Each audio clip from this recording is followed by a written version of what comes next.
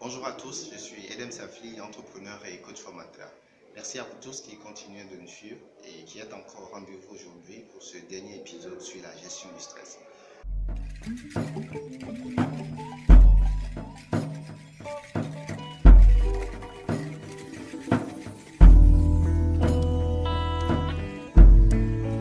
Comme promis, nous parlons aujourd'hui du troisième niveau de gestion du stress, un mode de vie anti-stress.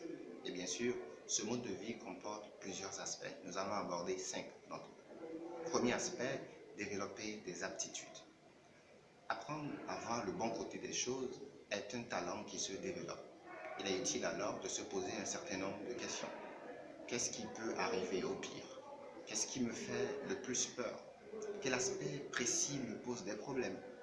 Qu'est-ce que je peux faire si le pire arrive? Quelle est la probabilité que cela arrive? Qu'est-ce qui serait encore pire que cela?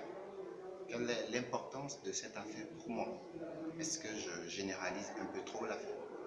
Est-ce que je ne vois que les côtés négatifs de la situation? Prenez l'habitude d'énumérer régulièrement 3 à 10 points positifs pour des personnes ou des situations que vous considérez comme négatives. Est-ce que cette personne peut vouloir dire autre chose? Quelle est l'intention positive de cette personne derrière cette action, de ces propos? Qu'avons-nous en commun? 2. Soyez organisés. Avant de commencer un travail, il vaut la peine d'investir du temps dans la planification. Quel est le travail demandé? Qu'est-ce qui fait partie de ce travail? Qu'est-ce qui ne fait pas partie de ce travail? De quel matériel et moyens auxiliaires aurais-je besoin? Quand et où puis-je les trouver? Ai-je besoin de l'aide de certains de mes collaborateurs? Si oui, quand seront-ils disponibles? Établissez des priorités. Faites une liste des tâches et des activités que vous devrez accomplir dans la semaine ou les jours à venir. Ensuite, dispatchez-les en 4 blocs. Urgent, non urgent, important, non important. Commencez par ce qui est important et urgent. Ensuite, par ce qui est important et non urgent. Après vient ce qui est urgent et non important. Et enfin, ce qui est non important et non urgent. Aspect numéro 3, apprenez à mieux communiquer. En communiquant à temps, on peut souvent éviter beaucoup de tensions. Cela commence par exemple au niveau de la commande. Qu'est-ce que le client attend précisément? Si quelque chose n'est pas clair, n'hésitez pas à demander des renseignements, des informations supplémentaires. Les conflits et les tensions peuvent souvent être désamorcés lorsqu'on pose les questions appropriées. Par exemple, est-ce que cela te dérange si?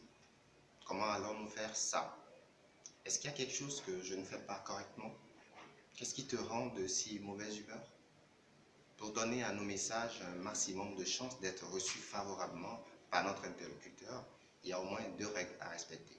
Primo, il faut remplacer les messages klaxons, les tu, par des messages à la première personne. Par exemple, au lieu de dire « tu me stresses avec tes constantes modifications », il serait judicieux de dire « je ne peux pas me concentrer si les tests sont modifiés toutes les 5 minutes ».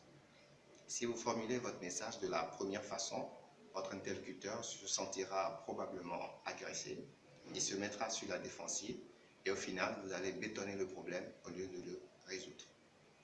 Secondo, renseignez-vous à l'avance avant de faire une opinion. Au lieu de dire par exemple, un délai pareil, c'est de la folie.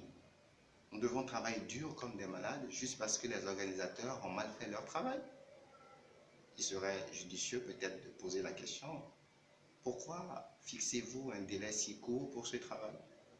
Et il se peut que vous ayez comme réponse, nous avons tout essayé pour obtenir plus de temps, mais le client a dit que le délai imparti était impératif et que si nous ne pouvons pas le satisfaire dans ce délai, il irait confier le contrat à une autre entreprise. Nous devons faire le nécessaire pour y arriver, au besoin faire des heures supplémentaires. Mais rassurez-vous, toutes ces heures supplémentaires, vous les récupérerez dès la semaine prochaine. Aspect 4, apprenez à dire non.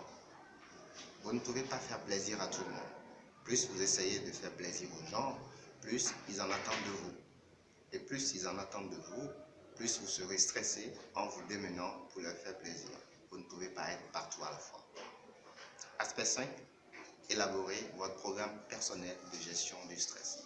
Après présent que vous avez une idée précise de ce que c'est le stress, de vos sources personnelles de stress et des moyens qui sont à votre disposition pour gérer efficacement ce stress. Il ne vous reste plus qu'à mettre en pratique les idées qui vous semblent appropriées. Il ne sert à rien de prendre un grand nombre de mesures et de ne pas pouvoir les appliquer.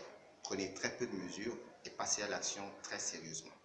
Le stress, vous le savez, c'est la cause de nombreux problèmes médicaux qui peuvent être évités.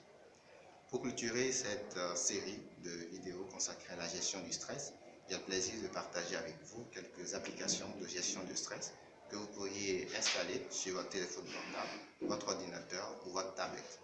Vous avez Relax, Pacifica, ID Stress, Zero Stress, Petit Bambou et Headspace. Voilà, il ne me reste plus qu'à vous souhaiter bon courage et bonne chance dans votre programme de gestion personnelle de stress. Cela a été un plaisir de partager ces idées avec vous. J'espère sincèrement qu'elles vous ont été utiles. N'hésitez donc pas à partager la vidéo et à commenter. Je vous retrouve jeudi prochain pour une nouvelle vidéo. C'était Hélène Safi de General Consulting. Merci et à très bientôt.